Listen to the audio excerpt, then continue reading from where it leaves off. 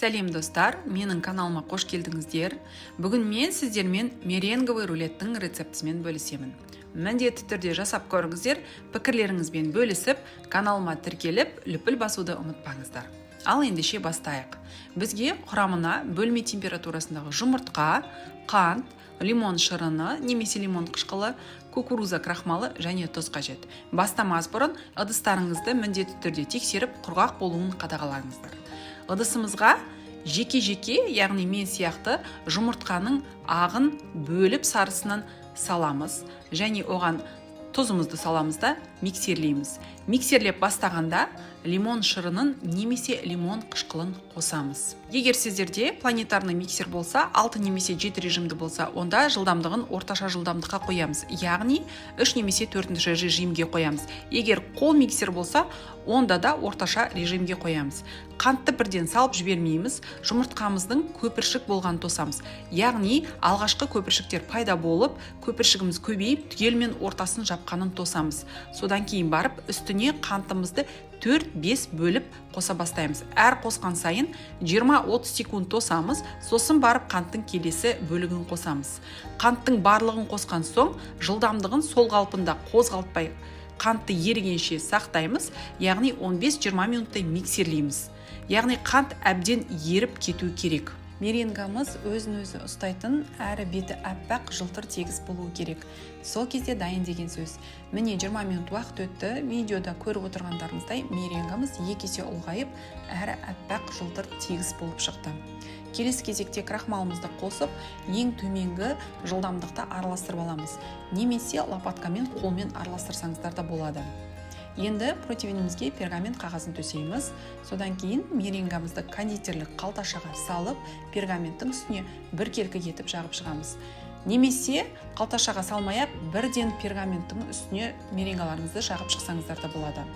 Меренгаларыңыз қағаздың шетіне шығып кетпейтінін міндетті түрде қадағалаңыздар. Себебі меренга пеште тұрған кезде 2 есе ұлғайып сыртына шығып кетуі мүмкін.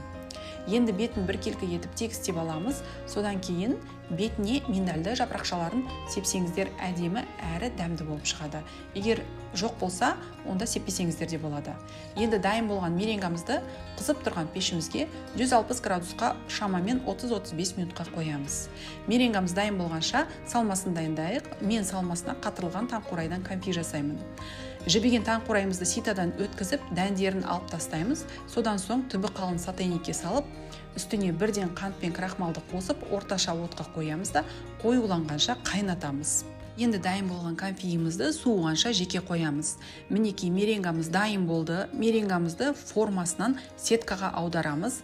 Одан кейін бөлме температурасында міндетті түрде суытамыз. Әбден суу қажет, суымай кремді жағуға болмайды. Рулетіміздің астындағы пергаментті бірден алып тастаймыз. Енді кремін дайындаймыз. Ең алдымен салқын кілегейімізді миксердің ыдысына құйып, сәл қоюланғанша миксерлеп аламыз. Одан кейін кілегейіміздің үстіне маскарпоне, сливочный сыр және қант ұнтақты қосып, массамыз қоюланғанша миксерлейміз. Қоюланған бетте миксерді тоқтатамыз. Көп миксерлеудің қажеті жоқ, себебі маскарпонеміз іріп кетуі мүмкін. Крем өте нәзік және орташа тәтті болып шығады. Креміміз дайын болды. Енді лопаткамен бір араластырып аламыз да меренгамызға жағамыз. Дайын болған кремді біркелкі етіп меренгамыздың бетіне жағып шығамыз. Одан кейін оның үстіне конфиімізді жағып аламыз.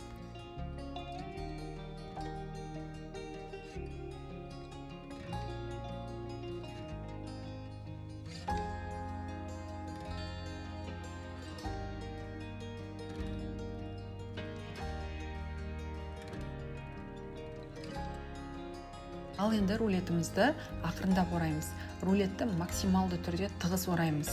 Егер рулеттеріңіз сынып жатса, бір 5 минутқа кремді жағып қоя тұрсаңыздар болады, сол кезде жібиді. Енді әбден орап болған соң, сол пергаментке ақырындап орап, тоңазытқышқа 2-3 сағатқа стабилизацияға жібереміз. Креміміз сіңіп, әбден кесуге ыңғайлы болады. Мінекей рулетіміз 2 сағат тоңазытқышта тұрды. Рулетіміз дайын болды. Енді рулетті 2 шетін кесіп, біркелкі әдемі етіп аламыз. Одан кейін 2-ге бөліп алсаңыздар болады, немесе бірден кесіп жей берсеңіздер де болады. 2-ге бөліп алғаннан кейін, егер тапсырысқа пісіретін болсаңыздар, бетін әрлесеңіздер болады крем-чизбен. Әрлеуге мен крем-чиз жасадым.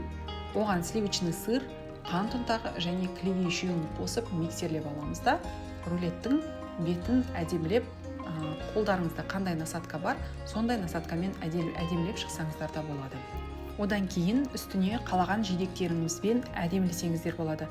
Мен көк жидекпен және жалбызбен әсемдедім. Осымен рулетіміз дайын болды. Өте дәмді шыққан. Ең бастысы кремге және салмасына қантты көп қоспасаңыздар, сол кезде рулеттеріңіз дәмі орташа тәтті болады. Ал мен сіздерге тәтті әлемде сәттілік тілеймін. Жасап көріңіздер. Алдағы уақытта кездескенше.